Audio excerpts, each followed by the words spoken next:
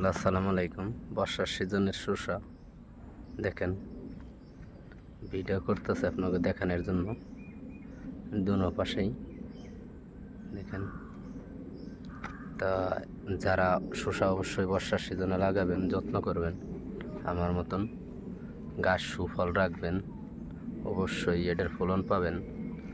আর যারা শসা যারা চাষ করছেন তারা এবার অনেক ক্ষতিগ্রস্ত। আপনারা শসার এবার টাকা সেরকম হয় নাই। আসলে গৃহস্থ যদি টাকা না পায় অবশ্যই শসা ক্ষেত করতে চায় না। শসা ক্ষেতে প্রচুর পরিমাণ টাকা খরচ হয়, সবাই জানে। আর যদি কৃষক দাম না পায় আসলে শসা ক্ষেত করতে চায় না কৃষকে। আসলে অবশ্যই যারা করবেন পরিবেশ সুন্দর করে অবশ্যই চেষ্টা করবেন, অবশ্যই আপনারা সুফল পাইবেন। দেখেন আমার গাছের পরিবেশ কত সুন্দর লাগাইছে।